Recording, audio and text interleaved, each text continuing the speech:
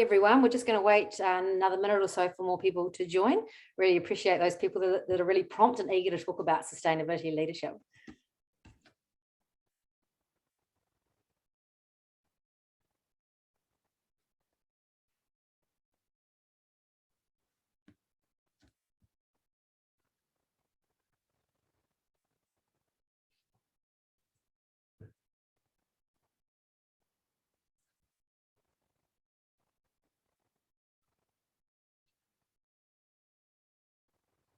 Awesome. So I just wish to acknowledge the traditional owners of the land in which we all join this call today. I know that we have participants from both Australia and New Zealand, so it's wonderful to have you here today. So I pay my respects to elders past, present and emerging. I join the call today from the lands of the Wurundjeri people, and I encourage the others on the call today who are joining from across Australia to acknowledge the lands of the people on which they are based today.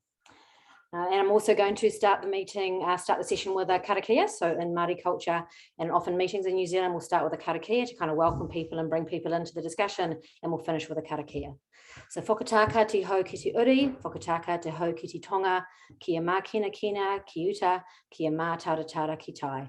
Kia hea aki ana te atakura, hei heo, hei huka, hei huna, ti hei mōri ora.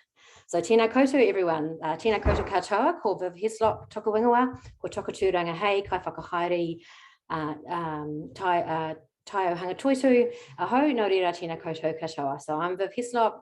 I have the great pleasure of being the global lead of built environment transformation here at Edge Environment, and it's my absolute delight to have everybody join us on the webinar today, and a wonderful panel that will be joining us. And so really just wanted to briefly kind of introduce the purpose of the webinar. So one of the things that, really motivates us here at Edge is about driving positive change. And the one thing that we know is that we need people to kind of create change, and we need people with the right skills and attributes to kind of really be really effective leaders. And so we've had a really strong interest over the last year or so in thinking about leadership and what role we could potentially play in kind of helping build leadership capabilities amongst all the people that we have the pleasure of working with. So this is really the start of the journey for us.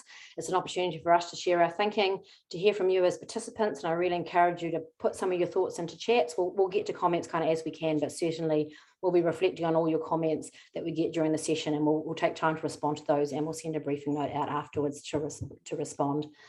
So yeah, so really keen today to really talk about those attributes, about what sustainability leaders need, and really how people go about building those.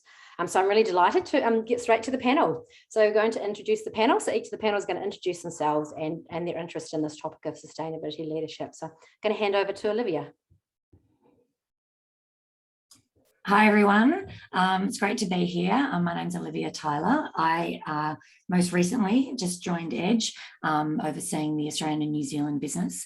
So I'm week 2.5 into that role, but previously I've got 20 plus or so years experience working in sustainability across a number of different sectors, so manufacturing, retail and financial services. And I've always been charged generally with sustainability type activities, but I would caveat with I haven't always been in what I would call the usual team, and so have worked in different kind of pockets of the organisation to affect that sustainable change.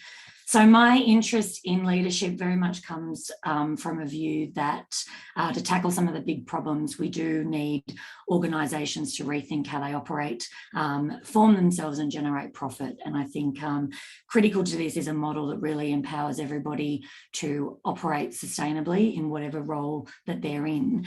And this most generally at the moment, at least in our market here, falls often on the shoulders of the sustainability person, team, department, etc.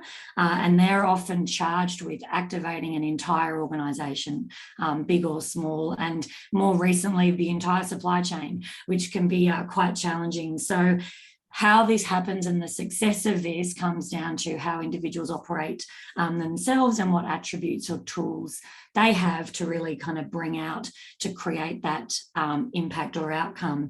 And I think it's a combination of some innate skills as well as learned behaviours.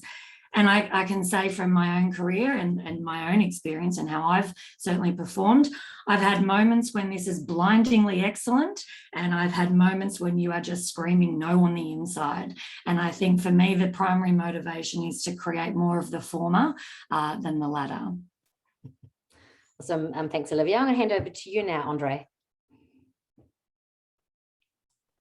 Thanks, Viv, and hello everyone. Thanks for joining us. So I'm Andre Taylor. I'm a leadership specialist, leadership coach, sustainability practitioner, and I try to spend most of my time working with enthusiastic, kind of self-motivated people who are keen to build confidence, knowledge, and skills to help them be better at influence and driving change to make the world a better place. So that's what I'm all about. And I did a mid-career PhD, so I moved from being a physical scientist to a social scientist and then a leadership specialist, leadership coach. So these days I prioritize working with emerging sustainability leaders, partly because that's aligned with my purpose and I feel I can add most value there. Plus, emerging sustainability leaders, I think you get a greater return on investment spending time with younger leaders. They've also got a little bit more time to spend doing some of the I was going to say hard work, that's probably not the right term, the heavy lifting or the kind of core work that's needed to really build leadership skills. So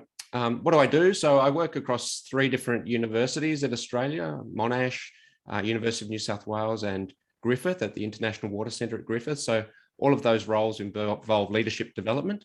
Also run my own consulting business. And about a year ago, I think it was, Viv, I've known Viv for many years, but we've started engaging with Viv and Edge to look at what can we do together, given we've got a shared interest in sustainability and helping leaders to be at their best, to help emerging leaders in particular to really fulfill their potential, sharpen their abilities to exert influence and drive positive change. So that's a bit about me, and I'll put my LinkedIn link in the chat field if you want to know more. So thanks, Andre. Last but not least, the wonderful Ashley. Thanks very much, Viv, and hello everyone. My name's Ashley Gay. I'm Head of Sustainability, Leadership and Communications at Edge Environment, and today I'm coming to you from Gadigal land of the Aurora Nation. I've been working in sustainability in different capacities over the last 10 years. Sometimes I've found myself, whether my boss at the time appreciated or not, forcing sustainability into what I do, and actually using sustainability as a way to create new roles and new opportunities for myself based on, I guess, the kind of trends in the landscape. My career in sustainability has taken me all over the world. I've worked with organisations in the UK, the US, Europe, and of course here in Australia and New Zealand, working on all sorts of really interesting sustainability challenges, from strategy to reporting to governance, brand and communications. But I think one of the things that set me up for a really fun and enjoyable career in sustainability was that a lot of my roles early on in my career were not on the surface sustainability related. I worked in business strategy and management, to mergers and acquisitions, to marketing, communications and project management. And all of these roles gave me the tools to be successful in sustainability. And I look forward to sharing some of those insights and learnings with everyone today. In my current role at Edge, I find myself in a very privileged position. I think I've got a really great job and I love it very much, which is all about helping organisations figure out what it means to be a leader in sustainability and shaping a pathway to get there. And naturally, for an organisation to really stand out as a leader in sustainability, there's people behind that. There's really amazing leaders shaping and informing that strategy, that execution, and what people know and think of when they think of those organisations. So I guess my interest in this space for today's discussion is, what are those skills and tools that people have as individuals that ultimately ladder up to make a really big difference at an organisational scale? So thank you very much to Viv, Olivia and Andre for having me as part of today's discussion. Kia ora. Thanks, Ash, for that. I'm just going to hand over to Andre to just talk us through and help frame up what we mean about sustainability leadership. I think that can be a really kind of broad idea, and I think Ash has spoken about the amazing role that she does supporting organisations on their leadership journey.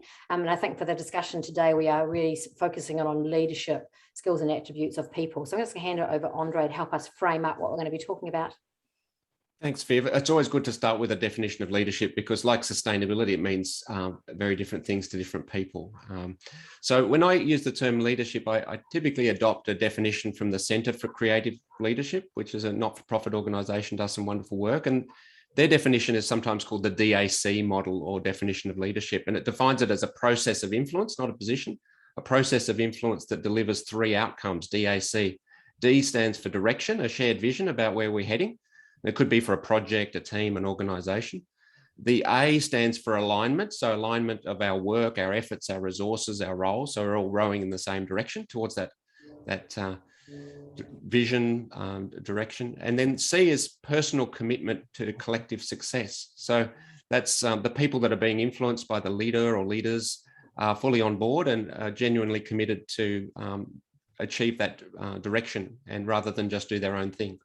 And obviously, so the commitments by the leader and the followers, if you want to use that language. So when we look at leadership like that, it's a process of influence, and that means it's open to anyone. It's a choice we make, irrespective of our position. We still need forms of power. However, we might get to that later in this discussion. And then the other element of sustainability leadership is the context. So for me, it's leadership in the context of promoting sustainable practices and meeting sustainable development goals. And leadership is acutely sensitive to context, so context matters. And if you think about some of the challenges that people face in the sustainability arena, that context puts a premium on certain leadership attributes. So a quick example would be, I'm sure we're all aware that sustainability leaders and practitioners have their hands full with a lot of complex challenges or wicked problems, and that context demands certain leadership skills. And I'm sure we'll talk about some of these abilities later in this session. So things like resilience, systems thinking, adaptive leadership, authentic leadership. These sort of attributes are needed to survive and thrive in that context of tackling these complex challenges. So for me, sustainability leadership as a term today is all about leadership in the context of promoting sustainable outcomes and thinking about what attributes are needed to survive and thrive in that context. And when I use the term attributes, I'm using that term incredibly broadly. So mindset, knowledge, skills, confidence, types of power, types of network, all of the ingredients that leaders need to be influential and get that DAC happening, those DAC outcomes. And so today for me is about exploring what are those attributes that are so important in that context, and how do we do it? What are some exciting, interesting ways that are likely to work to help emerging leaders in particular to build those attributes, the confidence, the knowledge, the skills, etc., to really thrive and drive positive change and deliver on those sustainable outcomes. So is that enough, Viv? Yeah, that's awesome. It's a really nice way to frame up the kōrero that we want to have today. And it's very much the focus of this webinar is a discussion between Olivia, Andre and Ashley. So I'm just really here to facilitate and really keen for any questions you have or thoughts you have along the way, put it in the chat function. I just really want to tautoko and support those that have put and acknowledged the lens of which they're joining the call from today. So thank you for that. And welcome to Olivia from New Zealand. So continue to put in chat and I'll keep my eye on the chat. So now so we're going to kind of focus on those two sections that Andre spoke about, the attributes and kind of how to build them. So I'm just got to start a question for each of the panel. We're going to spend the next kind of 10 or 15 minutes really kind of getting to understand what those attributes might be. So the question I've got for each of the panel is, based on your experience, what are the 3 top attributes that you think are fundamental for sustainability practitioners? And we're going to start with Ash. Thanks, Viv. I guess in reflecting and preparing for today's conversation, it was pretty hard to come up with 3, but I've had a go. So I think the first one that came to mind is, being chameleon-like. I reflect on the different conversations that I've had throughout my career, the good ones, the not so good ones, the easy ones, the very hard ones. And I think the thing that has really stood out to me, and I see this with a lot of the clients that we work with as well, is ultimately the ability to recognize, and this is going to sound potentially a little bit out there, but not everyone cares as much as we do about this.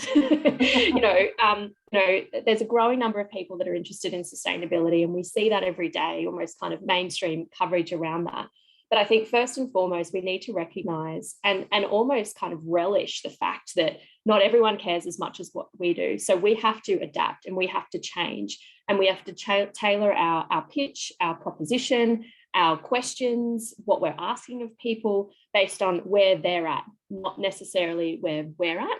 And so I think quite often I see really effective sustainability leaders switching hats and wearing multiple hats, sometimes in the same day, you know, being a diplomat and negotiator and a bridge builder, through to, you know, providing that inspiration and that big picture thinking, through to actually being a really solid doer and just getting some stuff done. Which brings me to my second point, which is really around, I think, getting good at doing the big and the small things kind of at the same time. I think in sustainability and the types of skills for people that are effective in sustainability, you know, there's systems thinking, being really strategic, seeing things in the long term and recognizing that all of those things are connected and drawing those dots into what's actually happening here and now is a really, really, really great skill. And I actually think what we're going to start seeing more of is that people who are really effective sustainability leaders are going to actually become the next generation of CEOs and organizations. And I do genuinely believe we're going to see that change, and that change has already taken place. I mean, we saw that, I think it was last year, H&M appointed their chief sustainability officer to be their new CEO. So I do think those skills that sustainability people have really set ourselves up for that kind of overarching leadership and influence, I suppose. But I think it's the ability to also do the kind of nitty gritty. It's not all big picture kind of, you know, sexy long-term thinking. We have to be good at just getting some stuff done. And I think in sustainability, we get really caught up with this idea of things being absolutely perfect and absolutely right before we're willing to let anyone see into that black box or to tell people about it. Because for so long, sustainability has been, you know, please listen to me. You know, look, this change is coming. I promise you it's coming. But now it's here and it's happening before our eyes. I think we really need to start getting some stuff done. So I think for me, that sort of second attribute is about being able to do those big and small things at the same time and getting some runs on the board. And the third attribute that I think is really important, and I've noticed a bit of a difference coming back. So I was living in London for a number of years and moved back to Australia about 18 months ago. I think the importance of humility is really, really key. And I actually throw that out as a bit of a challenge for the market here, where actually, you know, it's a bit of a club. There's a little bit of ego flying around because finally the time is now, right? So sustainability people have got this exciting platform. But I think it's really important to recognize and be open about our vulnerabilities, to leave the ego at the door, to break up that club or bring others into the club, and be prepared to let go and move on. I'll stop talking. I could go on, but I'll be quiet now. No, that's really awesome, Ash. And I kind of think about also kind of my journey over the last sort of 20 odd years in sustainability. So many of these things really resonate, and certainly the chameleon one, you're constantly having to adapt and change and like figure out different ways to make stuff happen. And I kind of, and this might be something I think that Andre raised at the beginning, this whole idea of, you know, to survive and thrive, because it's really difficult because people come to sustainability often because they're so extremely passionate and they're so worried about the world. And when you care so much, you know, it can become really difficult. And so I think, yeah, I really tōtoku those ideas that you had. And so I'm going to hand over to Olivia. Can I just jump in before we move on? I just wanted to tack on a little bit. Is that okay, Olivia? Yeah, go for it. Just before we lose the chain of thought, I just wanted to add on to the chameleon, like playing different roles and being a bit more flexible. I think that's a really important one. You know, in leadership development, we might call it situational leadership, the ability to change styles as the context change, to play different roles rather than being stuck in one role or one style. So, and I think for a lot of people I work with, that's a real aha moment when they realize there's lots of different leadership roles we might need to play from time to time, you know, champion role, thought leader role, boundary spanning leader role, you know, adaptive leader role, trusted advisor. And we've got to learn to play different roles and swap. And the same with styles, you know, collaborative, participatory, visionary, affiliative, you know, but we've got to learn to use different styles, play different roles. But at the same time, here's the challenge, do it authentically, you know, so we've got that humility and we're the same person. So there's a lot to unpack there, but I think that's a really important one. Yeah. we've got some really kind of interesting comments in the chat around loving that idea of kind of leaving the ego at the door and then also letting others into the club. And I think this is, you know, we had a conversation yesterday before and prep for this webinar today, and it was that whole, you know, when you've held sustainability so totally tight because, you know, we've been pushing and pushing and pushing so hard, and now that the door's open and everybody's on board, you know, yeah, how do we kind of transition? Yeah. Olivia. Look, I think, yeah, the points that both Ash and Andre have raised, I think certainly resonate with me. And I, having sort of similar to you, Viv, you know, had 20 plus years when we were probably the environment person shut in a cupboard somewhere that every now and then would wheel out if people wanted to hear from you. And we were swiftly shut down when we got a little bit too out there with our conversations, and then got put back in the cupboard. And eventually we kind of learnt, probably through various unorthodox methods, to refine our pitch and, you know, really work out how you wanted to, I guess, sell a message. And one of the expressions I used to use, and we're often, not so much now and in the today, but, you know, 3 to 5 years ago, we were selling a concept that no one really understood, asking people to do something they didn't know why, with probably money that we certainly didn't have, but they did. And I think the art of getting someone to spend their budget in your area was kind of a proof point for, okay, I must be doing something right. And so how you get to that point, I think, is quite challenging. So a lot of the points that Ash has raised, I agree with, and I'll come back to them. But for me, and look, everyone who knows me on the call will know I can talk underwater as well, and 3 is challenging. So I've kind of done 3-esque, but resourcefulness is definitely one, and it sounds really boring and certainly not the glamour kind of attribute. But one thing I've found really helpful in a couple of different ones, one is building a coalition internally. My starting position is you are not the only person that cares about what you're talking about in a company, the challenge, or an organisation. The challenge is finding them. And we can talk about sort of how we do that in our sort of next section, but that is really important, particularly when you don't have any decision-making, either influence or power. And if you form an alliance and a coalition, it makes what you're trying to do a bit stickier. And I think that's really important. The other thing, and we talked, I think Ash mentioned around, you know, CEOs of the future.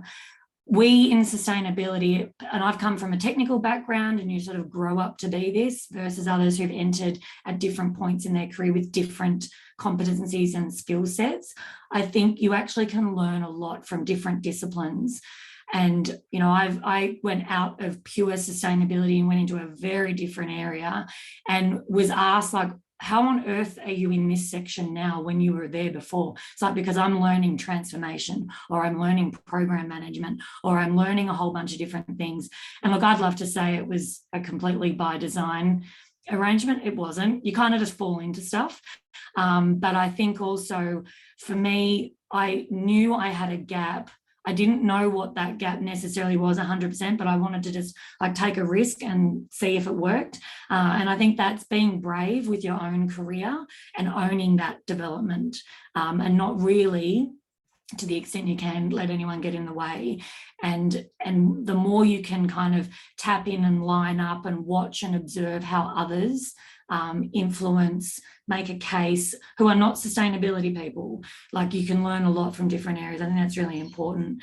And I think the other piece around the resourcefulness more on a personal level is not, again, I'm sort of talking probably from 10 years ago, sustainability teams are much bigger than they used to be when I started, but often we used to talk about like the lone wolf or the lone ranger, and you were very much the only voice in the organisation that was like, hello, is anyone listening? We have a thing we should be doing.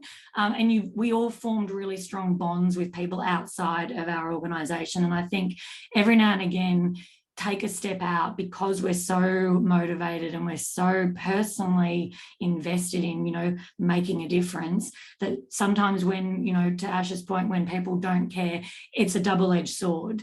That care that we show will get us up at ridiculous hours of the morning and working late until night to do something, but it also can hurt us if we're not seeing that being reciprocated. So you have to kind of take care of that. The second one for me is tenacity. I talk about that a lot, and resolve, and what I would like to call the hustle. And I think for us in organisations where you're carving a new path or a new way of doing something, you've got to be able to read the informal network really well and understand the organisational interplay. And I think that's really important, and I can talk a little bit through that.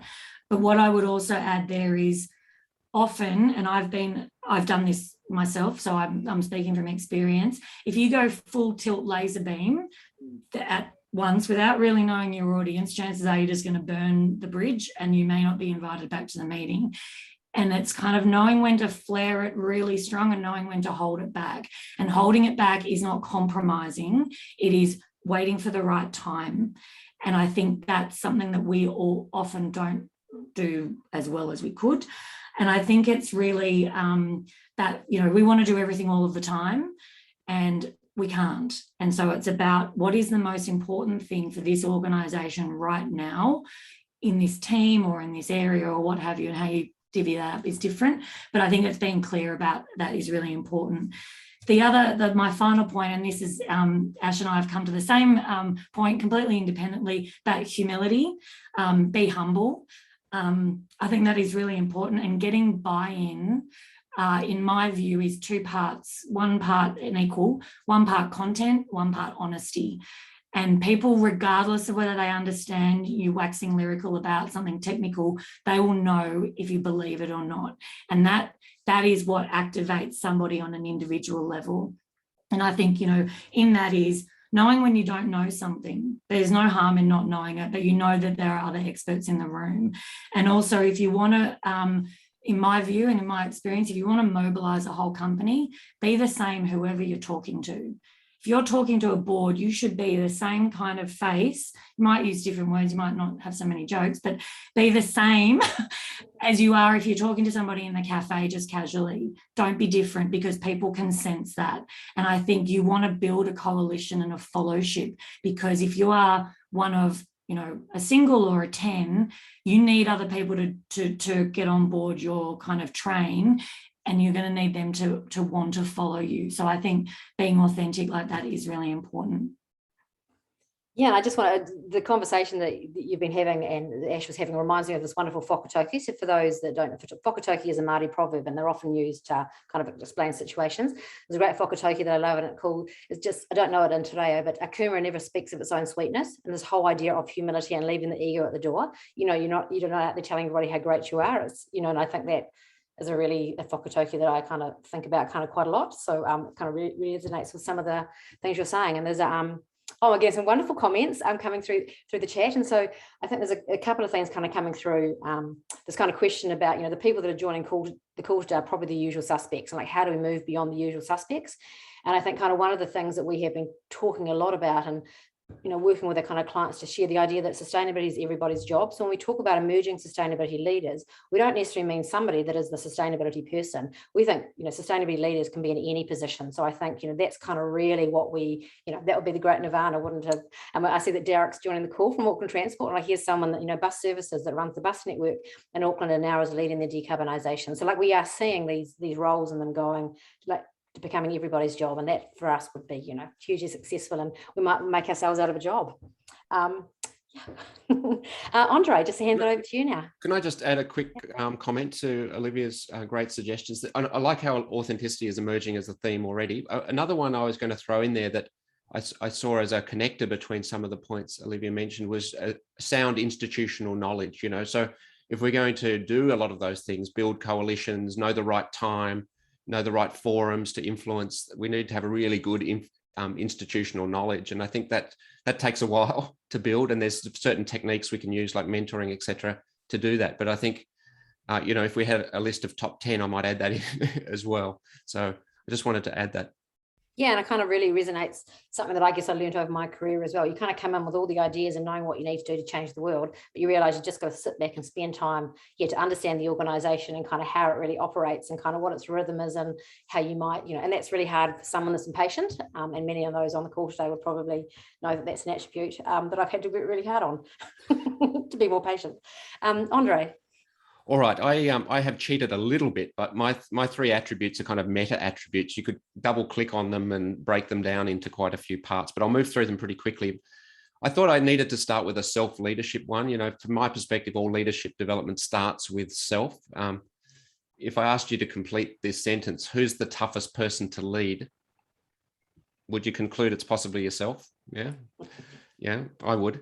Maybe that's just me. So I'd always start there. So for me, we could unpack that and look at, clarity around purpose and values is so important in leadership, knowing your purpose, knowing your values, so you can be authentic. Resilience, particularly over the last 18 months, that's been huge, but it always is. It's particularly in sustainability, because it's a marathon, not a sprint. We've got conflict, we've got stakeholders with very different worldviews. So building resilience, and in part, some people are more resilient than others, but we can definitely do a lot of work to build our resilience. It is a skill set. So there's lots of work to be done there that I think is important. Emotional intelligence as well. Again, we could unpack that. It could include empathy, self-awareness, self-regulation.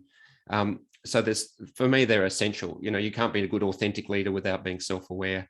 And the last one on my list there as a self-leadership skill set is really confidence. I work with a lot of emerging leaders, particularly, late 20s, early 30s, who have confidence on the list of the coaching discussion topics or in their leadership plan. And it'd be an interesting conversation for another day, but I'd say there's 4-to-1 in terms of female male. So I don't know if there's a gender difference there, but particularly in that younger cohort, it's a big issue. So confidence and I'm trying to think of the word, the imposter syndrome is often discussed in those areas. So that's a significant issue that commonly comes up in coaching sessions. It might be that blokes aren't prepared to acknowledge it, so it may not be a real gender issue, but it'd be a good one to discuss at some stage. So for me, that would be my self-leadership one. My second one would be leading through complexity. So, why? Obviously, we've got a lot of complex challenges, but there's also, I think the approach to leading through complexity is quite different from traditional kind of 20th century views of leadership. So instead of that traditional, top-down directive leadership, it's more about adaptive leadership, creating spaces for learning by doing, experimenting, taking risks. So for some people, it's quite a different mindset that's required. It can be quite challenging. So for me, there's a whole bunch of attributes needed there, like systems thinking, being able to play the adaptive leadership role or use that style. Authentic leadership's essential to build trust and foster collaboration in that difficult space, fostering creativity. Again, resilience is in there, networking. So just there's a whole range of skill sets needed to be able to thrive in that space, and it's not easy. So there's some of those things can be very challenging to pick up, particularly if you're not normally, for example, used to the adaptive leadership style. My third one is leading with little authority, and this came up in some of the comments that were provided in the pre-webinar survey. And I would have to say this topic comes up the most out of all of the conversations I have with various groups and topics that are raised at coaching sessions or in leadership plans that I see in that emerging leader space. It's a bit different for executive leaders. So for me, there's a few things to unpack there too about the mindset that leadership is a process, not a position. The ability to build different types of personal power, credibility, authenticity, institutional knowledge, relationships, what else? Access to information resources, maybe charisma. There's a whole range. But we need to kind of charge those batteries before we can head off and design and execute an influence strategy. But when we do that, there's a bunch of things to learn there as well. How do we design an influence strategy if we're trying to influence up or across in our organization? Picking up some of the points Olivia raised earlier about, getting a coalition together, the right timing, doing a trial first, all of those things that we can consider, using various models like the head, heart, hand model of influence. So there's lots to learn in that space. And I think that's very relevant for emerging sustainability leaders. So I might leave it there. Like I said before, I cheated a little bit. There's probably about 20 or 30 attributes under those three headings: leading oneself, leading through complexity, and leading with little authority.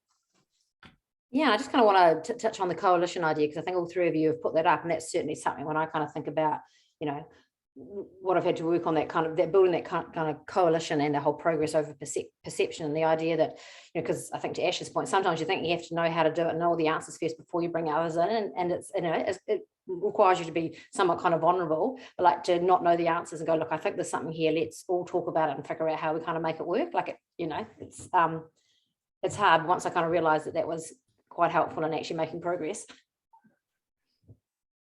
Yeah, no, I think that to that point, and I've had an experience, you know, in my career where I was charged with delivering a target for the group. And I was like, I don't have this skill set, but I know I can find people who do. And I think my role in that wasn't so much to cook, you know, bake the cake, but it was to get the ingredients together and just see what turned out. And there's a lot of you can cross-learn and cross-form different teams, and that's for us, particularly if you have a technical background. Sometimes I find that we need to have that perfection, and I think Ash mentioned that before. You get let perfection get in the way of progress versus I actually don't know how this is going to turn out, but I'm going to wing it, and I'm just going to hope that it lands. And I think there's that bravery and, you know, back yourself around that confidence as well. And what markers do you need to see that something's happening to give you confidence that your approach is working? And it's kind of looking at those agile principles. So it's not that you know the answer, but you just mitigate the risk all the way down. And I think that is a newer approach that I've started to take, is that test and learn. How do we minimize the risk? What value are we creating? You know, how could this go wrong? And how do I, you know, precast that? I think that's really important. And one of the aspects that I think is also important is often we're sometimes so caught up in our own fields and flowers that we forget about what can go wrong. And I was known in other teams I've led, I was always known as right, let's do the disaster plan. How is this not going to work? And I think having that balanced mindset, because that's what the organisation would ask me, is what are the risks? What's the funding? What do we do? I think we have to be more cognizant of the good and the impact it's going to deliver, but also how do I take my own head off my shoulders and put someone else's on? How am I going to explain this to them in how they will understand it, not how I want to say it? And I think that's a very big difference in the communication. Yeah, and I guess kind of think, I think with the big shift in sustainability and now the kind of the doors open, people want to know about it, you know, that we are now able to kind of apply more of those innovation mindset and innovation approaches, because we can now test and give things a go, whereas in the past, like it kind of, you know, so it's exciting that we can kind of start doing that more. And I think it's a necessity. Like if you look at the level of ambition and the scope of the goals and the commitments that organisations are coming up with, it is physically impossible for one or a couple of people to achieve that, like physically impossible. So I think recognising that we're at that point now, it's on the agenda. Yep, we've got the commitments, great. Okay, how? And I think a lot of the things that the panel has shared just shines a light on that. But I think I just wanted to add that is that we're at that time now where it is impossible to achieve that alone. We quite literally have to go it together. Can I just add to that? So for me, there's often a mindset shift that's required too. For example, let's say I've been working in an organization for many years and I've been playing that champion role, trying to get ideas up and running, being the initiator, that key change agent. But now my organization has shifted and some of the things I'm promoting is mainstream and there's a budget and it's that doing phase. I'll need to shift mindset to play a different role. So I might be more in that adaptive leadership space. I might be a team leader. I might be a thought leader. You know, I might be enabling others. So now my role has changed. So I'm playing a different role, different skill sets may be needed, different mindset shift. And so those sort of transitions can be quite challenging for people to navigate if we've spent years playing that champion role. So, and again, that's where a bit of self-awareness, self-regulation, emotional intelligence is really important as well. Yeah, excellent. So I think probably now is a really good time to start thinking about, and I think what's really wonderful about this conversation is I don't think we often talk about this stuff enough. We're not open about the experiences we've actually had, and kind of to be able to kind of share it, I think as a bunch of the four that I can kind of see on the screen, but all the people that have joined it today. And I think the more we can kind of have those sort of conversations and be open to talk about it, it's kind of almost to Ash's point about humility. Like we're just going to have to, you know, it's great to be able to have these conversations basically. So just going to now, we want to really start thinking about, well, how do we get those attributes? How do we build those attributes? Like what has been the most effective and not effective ways that I think the panelists have done it in their career? And I'm sure people can add to the chat if they've had any experiences themselves. But yeah, really the question is, what have you found effective or not effective in developing these attributes during your career? And I'm just going to start with Andre. Thanks, Viv. I might reflect more about my experiences in the leadership development space because I've had the pleasure of working with many hundreds of leaders compared to my own experience with just a sample of one. So I'll lean more towards that experience. So what works for me? So I think leadership development experiences that combine kind of 4 basic principles. I think are off to a great start, and those 4 principles are challenge, practice, trying things new, experimenting, doing. That's the first one. Second one is feedback as we go. So as we're trying new things, getting feedback. The third one is support, mentors, peers, encouragement. And then the last one is reflection. So reflecting on our experiences and getting the best out of those. So challenge, feedback, support, and reflection. For me, they're the kind of basic food groups of leadership development. So if any of those are missing, we've got a problem. But not just that. For me, I think other ingredients that leads to a good outcome include making sure that people are experiencing a leadership development intervention or experience at the right time. Readiness is so important, and we often forget that. Accountability measures certainly helps. So for example, I often work to coordinate leadership development programs, and those participants who have to report back to their executive management team at the end of the program are much more highly motivated than those that don't. Or university students that are trying to get a degree or a digital badge, whatever it is. I think those accountability measures really help. Conscious practice is key. So having practice fields. So if you're learning about team leadership, you really need to have a team to lead, to go away and apply new tips and tools. So safe practice fields are really essential.